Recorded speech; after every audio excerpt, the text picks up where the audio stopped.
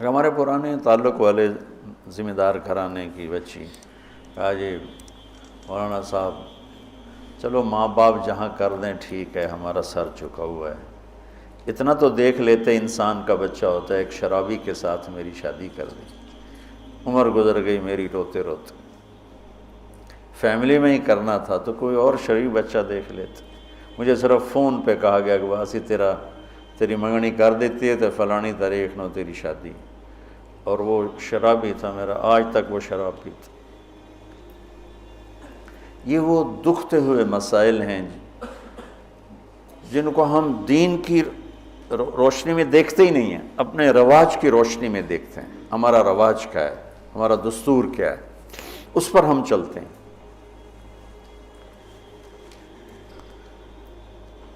تو میرے نبی نے ہم عمر سے شادی کی، سودا، عمر سے بڑی سے شادی کی، خدیجہ، کم عمر سے شادی کی باقی ساری بیگمات، خاص طور پہ حضرت عائشہ، مطلقہ سے شادی کی زینب، بیوہ سے شادی کی خدیجہ، حفصہ، کنواری سے شادی کی عائشہ رضی اللہ تعالیٰ عنہ، مالدار سے شادی کی خدیجہ، غریب سے شادی کی جویریہ، باندھی ہو کر آئی ہیں، ہمسر سے برابری میں شادی کی ام سلمہ، ام حبیبہ، اپنے خاندان میں شادی کی عائشہ، ام حبیبہ، ام سلمہ، یہ حفصہ، یہ قریش ہیں۔ خاندان سے باہر قوم میں شادی کی جویریہ، میمونہ، قوم سے بھی باہر یہود میں شادی کی صفیہ رضی اللہ تعالیٰ عنہ۔ یہ کتنی نسبتیں ایک عورت کی بن سکتی ہیں، ان سب میں میرے نبی نے شادی کی۔ اور آپ حیران ہوں گے، اپنی 3 بیٹیاں بنو امیہ کو دیں جن کے ساتھ جانی دشمنی، ابو العاص کو حضرت زینب، ابو العاص بن ربیع بن امیہ بن حرب، اور عثمان بن عفان بنو امیہ، تو پہلے حضرت رقیہ کا کیا، پھر ام کلثوم کا کیا، اور علی اپنے گھر کے تھے، خاندان کے تھے، تو ایک فاطمہ کا رشتہ ان کے ساتھ کیا۔ اور حضرت عثمان کے نکاح میں جب حضرت ام کلثوم کا بھی انتقال ہوا تو آپ نے فرمایا میری 100 بیٹیاں ہوتی اور اس طرح مرتی، 100 کی 100 عثمان کے نکاح میں دیتا۔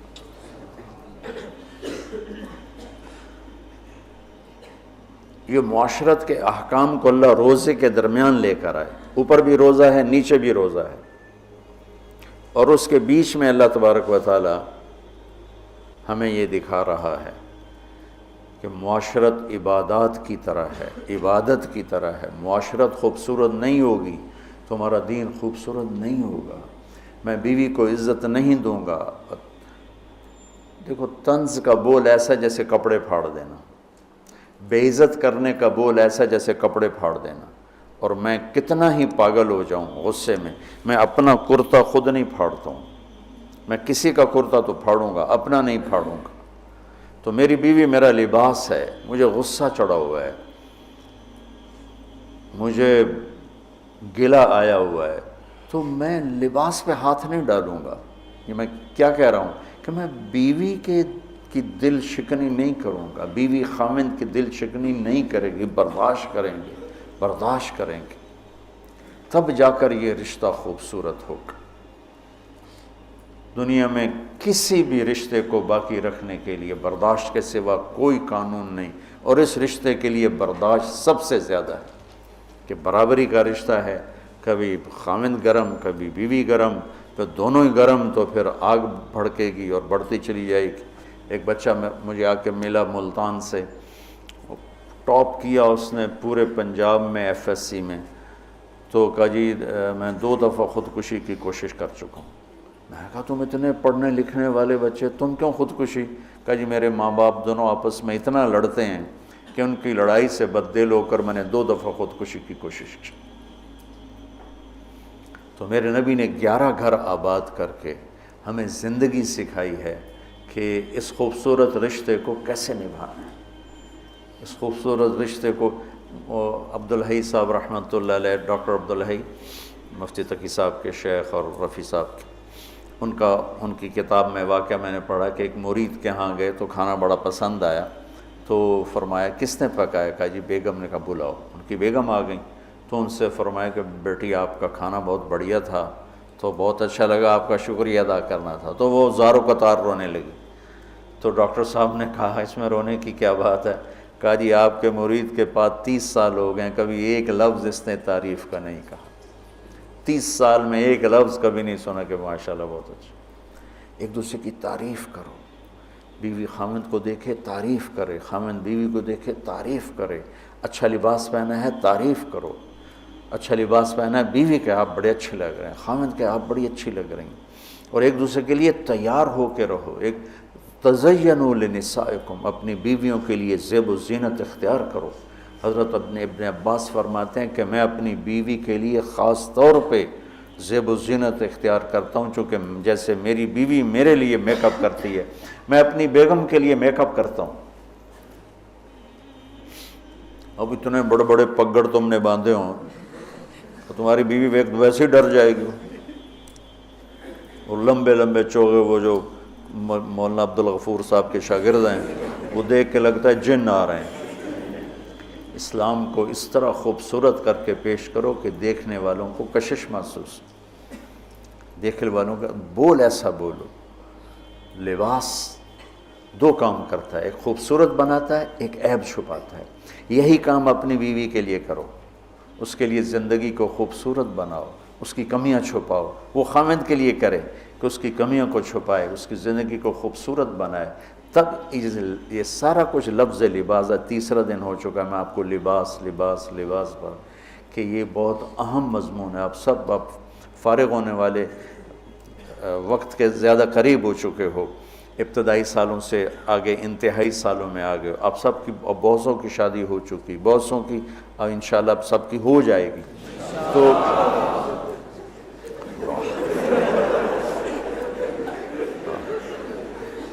مولویوں نے شوق چڑھے ہے شادی میں۔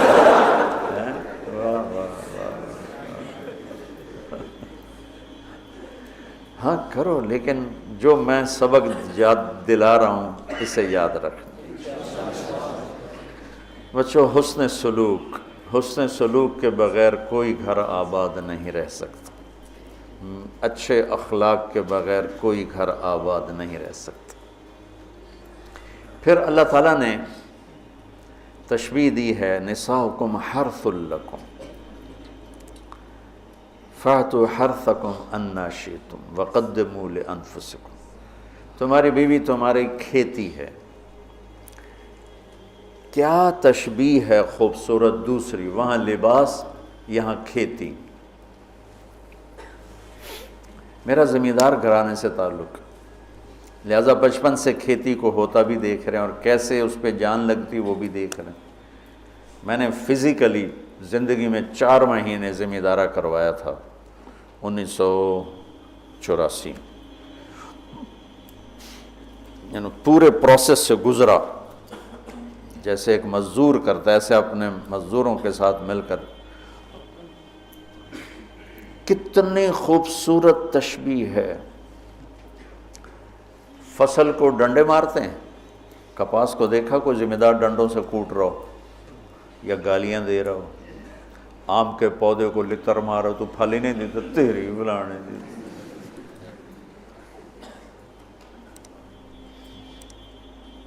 کنوں پہ پھل نہیں لگا تو ڈنڈا اٹھا کے چلا رہا ہو۔ فصل کو کتنے پیار سے پروان چڑھاتے ہیں، جس وقت میں فصل کی جو ضرورت ہوتی ہے کس طرح مہیا کرتے ہیں۔ میں نے وہ 4 مہینے ذمہ دارہ کیوں کیا؟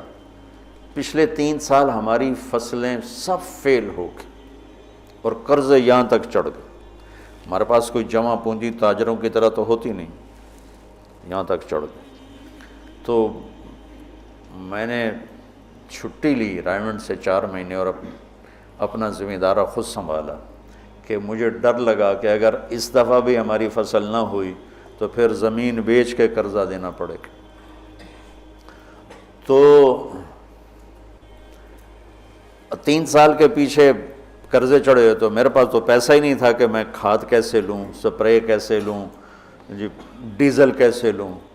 لیکن جس وقت کپاس کہتی پانی چاہیے، میری جیب میں پیسہ نہیں، میں بھاگ رہا ہوں، کہیں سے ادھار پکڑ رہا ہوں، کہیں سے کوئی پلاٹ بیچ رہا ہوں، کوئی درخت بیچ رہا ہوں، اور اس کو پانی پلانے کے لیے انتظام کر رہا ہوں۔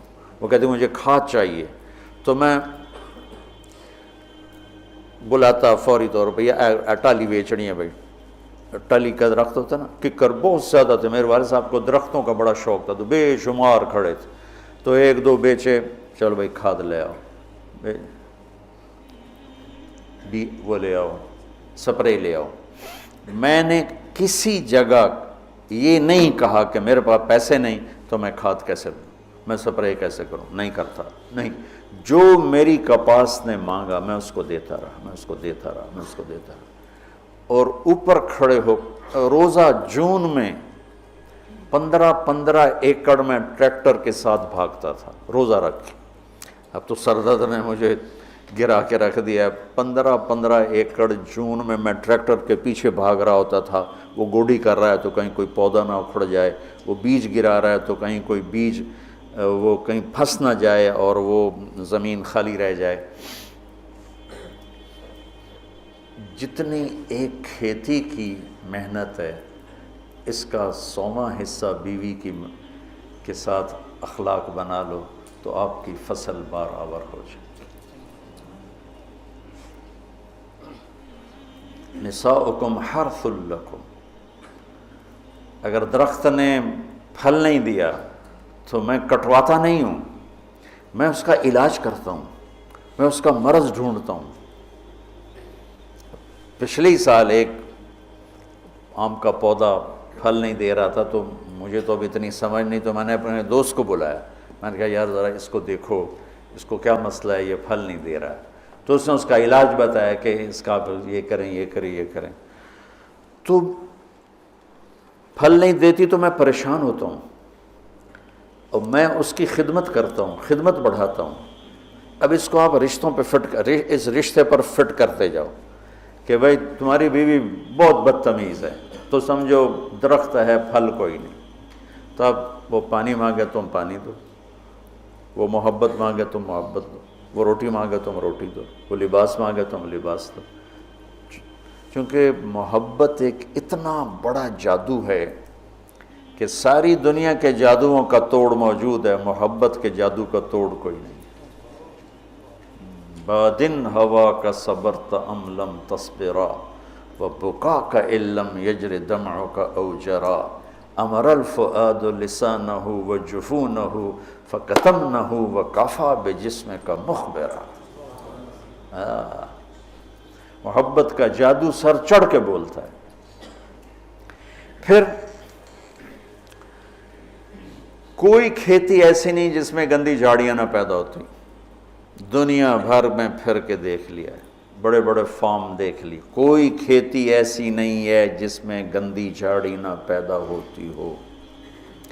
کوئی خامند بیوی کا رشتہ ایسا نہیں ہے جس میں اونچ نیچ نہ ہوتی ہو۔ ہم فصل کو بچاتے ہیں اور گندی جھاڑیوں کو نکالتے ہیں، اور گندی جھاڑیاں خود پیدا ہوتی ہیں اور فصل کو پیدا کرنا پڑتا ہے۔ بد اخلاقی خود آئے گی، اخلاق کو بنانا پڑے گا۔ غصہ خود آئے گا، ضبط کو بنانا پڑے گا۔ زبان تیز خود ہوگی، اسے ٹھنڈا کرنا پڑے گا۔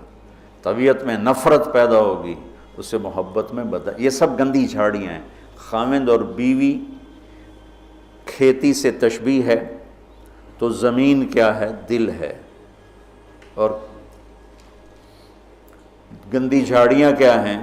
تانے، بولیاں، نفرت، غصے، مار پٹائی، کبھی خامند کی طرف سے، کبھی لڑکی والوں کی طرف سے، کبھی لڑکے والوں کی طرف سے، کبھی سسرال کی طرف سے، کبھی ساس سسر کی طرف سے، کبھی بھائی بہنوں کی طرف سے۔ ایک بچہ بتا رہا تھا کہ میرا باپ میری ماں کو مارتا تو میرے چاچا بھی آ کے مارنا شروع کر دیتے، جن کنبختوں کا اس کے ساتھ کوئی رشتہ ہی کوئی نہیں، کہ وہ میری ماں کو مارتا میرا باپ، تو میرے چاچا بھی آ کے ساتھ ہی اپنے بھائی کے میری ماں کو مارنا شروع کر دیتے تھے۔ یہیں کی کہانی سنا رہا. تو گندی جھاڑیوں سے پاک کوئی فصل نہیں ہو سکتی. انہیں مارنے کے لیے الگ دوائیں ہیں، الگ محنت ہے، الگ کوشش ہے، اور پھر آہستہ آہستہ فصل کی حفاظت ہے اور گندی جھاڑیوں کو نکالنا ہے یہاں تک کہ فصل پروان چڑھ جاتی ہے. اسی طرح میرے بچوں، یہ غصہ، یہ نفرت، یہ بغض، یہ آپس کی عداوت، یہ وہ گندی جھاڑیاں ہیں، انہیں نکالنا پڑے گا. یہ زمین سے ہم بنے ہیں، ہمارے اندر گندگی خود جنم لیتی ہے، صفائی کو لانا پڑتا ہے. برائی خود جنم لیتی ہے، نیکی کو لانا پڑتا ہے. جیسے کپاس کو اگانا پڑتا ہے اور گندی جھاڑی کو مارنا پڑتا ہے. ہم مٹی سے بنے ہیں. مٹی کی خاصیت ہے کہ اس میں گندگی فَأَلْهَمَهَا فُجُورَهَا وَتَقْوَاهَا، فجور پہلے ذکر کیا، تقوی بعد میں ذکر کیا. میں اس سے یہ استنباط کرتا ہوں کہ ہمارے اندر برائی خود آئے گی، نیکی کو لانا پڑے گا. جھوٹ بولنا خود آئے گا، سچائی کو لانا پڑے گا. بخل خود آئے گا، سخاوت کو لانا پڑے گا. حرص و حوث خود آئے گا، ایثار کو لانا پڑے گا. نفرت خود آئے گی، محبت کو لانا پڑے گا. انتقام خود اٹھے گا، معاف کرنے کو لانا پڑے گا. یہ زندگی بھر کی زراعت کی محنت ہے. جاؤ کھیتوں میں جا کے دیکھو کہ ذمہ دار کیسے مٹی میں مٹی ہو رہا ہے اور کس طرح اپنی فصل کو اولاد کی طرح پروان چڑھا رہا ہے، اور کس طرح وہ اس میں سے گندی جھاڑیوں کو آرام سے نکال رہا ہے کہ پودا نہ ہل جائے. پودا، میں ہاتھوں سے 15 ایکڑ کے پلاٹ اپنے ہاتھوں سے جھاڑیاں کھینچتا تھا، وہ رمبے کھرپے سے نہیں کہ کہیں کپاس کا پودا متاثر نہ ہو جائے. میں اس تشبیہ کو جو سمجھا ہوں، اول تو تمہیں کسی تفسیر میں یہ نہیں ملے گا جو میں تمہیں بتا رہا ہوں. میں تو اس کو زراعت سے سمجھ کے تمہیں بتا رہا ہوں، ورنہ ہر ایک نے وہ ایک مخصوص معنی میں اس کو استعمال کیا. فاتو حرثکم انا شئتم، اس کے بارے میں اقبال و ادبار میں اس کو استعمال کیا ہے. میں تمہیں بتا رہا ہوں کہ اس میں اللہ تعالیٰ یہ بھی بتا رہا ہے کہ کھیتی کو کیسے پالنا ہے اور کیسے پروان چڑھتی. سب سے پہلے اسی کو جب وہ لگ رہی ہوتی ہے تو بھاگم بھاگ، جب تک اس کا پورا پھل گھر نہیں آتا ذمہ دار چین سے نہیں بیٹھتا ہے.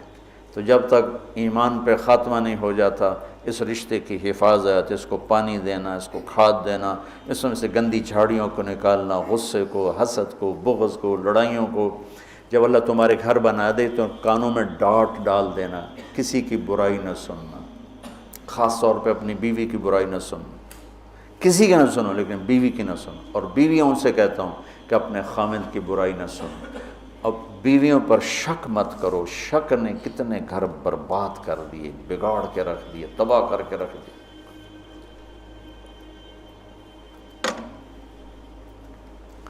اعتماد کرو. نکاح کا ایک مطلب ہے عورت پر مرد کا اعتماد کرنا.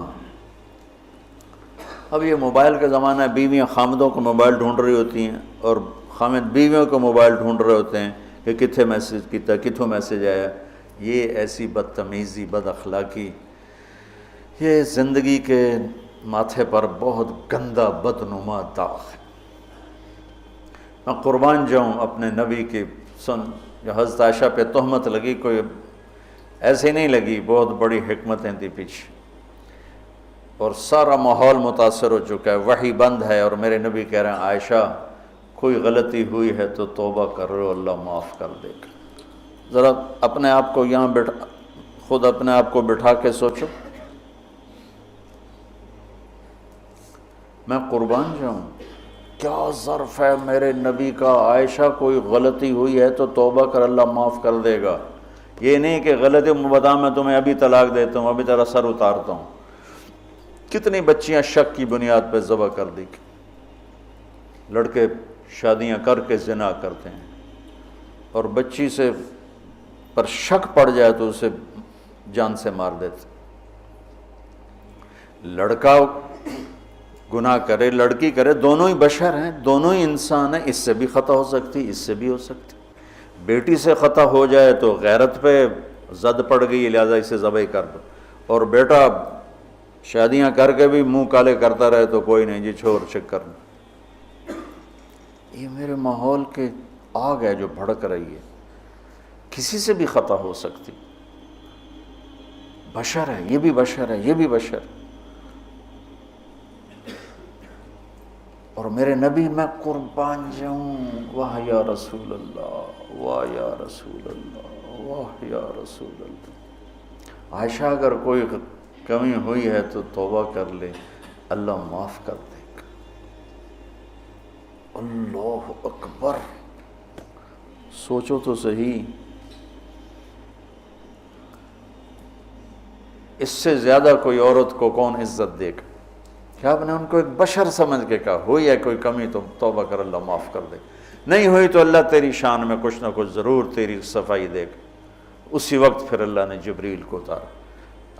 کشاف والے کیا ہیں، جار اللہ، وہ کہتے ہیں کہ پورے قرآن میں اللہ اتنا غضبناک ہو کے نہیں بولا جتنا ان 11 آیات میں غضبناک ہو کے بولا، اتنا کفر کے خلاف بھی اللہ غصے میں نہیں بولا جتنا ان میں بولا ہے۔ اب شیخ رمضی جیسے ڈھونڈیں کہ وہ غصے والا اظہار کیا ہے، میں نے تو خالی پڑھا ہے، تو میں نے اس کو ڈھونڈنے کی کوشش بھی کی کہ بھئی وہ کیا چیز ہے جو یہاں ہے اور کفار کے، فرعون کے لیے بھی نہیں، حامان شداد کے لیے بھی نہیں، جو تہمت لگانے والوں کے خلاف اللہ تعالیٰ نے غیظ و غضب کے ساتھ بات کی۔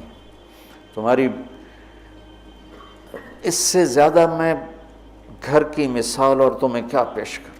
عائشہ اگر کوئی ہوا ہے تو توبہ کر لے، اللہ معاف کر دے، سبحان اللہ۔ پھر اللہ نے اسی وقت آیت کو اتار دی، تو آپ نے ماتھا پہ پسینہ تھا، مسکرائے، عائشہ مبارک ہو، اللہ نے تجھے بری و ذمہ قرار دے دی۔ ام رومان کہنے لگی اٹھو، اللہ کے رسول کا شکر ادا کرو گا؟ نہیں، اس کا شکر ادا کریں گی جو میری گواہی دینے آیا، جو میری گواہی دینے آیا۔ تو یہ گھر کی زندگی کے وہ مسائل ہیں بچوں جس میں پوری امت اس وقت مبتلا ہے، خاص طور پر میرا ملک بر صغیر۔ میں چاہتا ہوں تم سیرت مبارکہ سے اثر لو، اللہ کے واسطے قرآن سے جڑو، سیرت سے جڑو۔ میرے نبی نے کیا کیا؟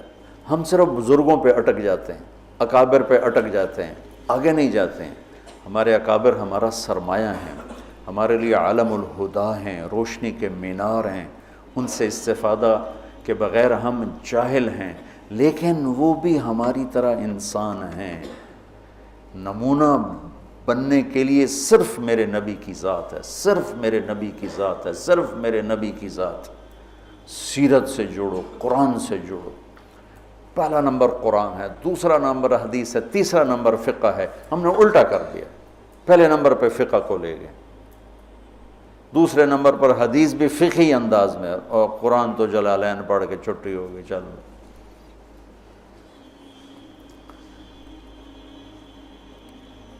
تو میں چاہتا ہوں دنیا سے جانے سے پہلے اللہ میرے ذریعے سے ایک ایسا طبقہ تیار کر دے جو قرآن سے جڑا ہوا، جو حدیث سے سیرت سے جڑا ہوا۔ ایک ہے فقہ الحدیث، فقہ السنہ، ایک ہے فقہ السیرہ۔ میں یہ چاہتا ہوں، فقہ السیرہ چاہتا ہوں۔ فقہ السنہ پہ تو بہت کام ہو چکا ہے، بخاری، مسلم، نسائی، ابو داؤد، یہ سب فقہ السنہ ہے۔ فقہ السیرہ کہ میرے نبی کی زندگی سے مجھے کیا روشنی ملتی ہے، وہ چاہتا ہوں۔ اللہ تعالیٰ مجھے بھی دے دے، اللہ آپ کو بھی دے دے۔ اللہم لک الحمد کما انت اہلہ، وصلی علی محمد کما انت اہلہ، وافعل بنا ما انت اہلہ، انک اہل التقوی و اہل المغفرہ۔ یا اللہ ہمیں قرآن سے جوڑ دے، یا اللہ ہمیں اپنے حبیب سے جوڑ دے، یا اللہ ہمیں سیرت سے جوڑ دے، یا اللہ ہمارا آئیڈیل اپنے نبی کو بنا دے، یا اللہ ہماری ہر ادا سنت میں ڈھال دے، یا اللہ ان بچوں کو قبول فرما، یا اللہ انہیں ہر جگہ جہاں یہ جائیں ہدایت کا ذریعہ بنا، ہدایت کا ذریعہ بنا، ہدایت کا ذریعہ بنا۔ یہ ہمارے شاخیں اور یہ ہمارا مرکز، اس سب کو اپنے فضل و کرم سے قبولیت کا شرف نصیب فرما۔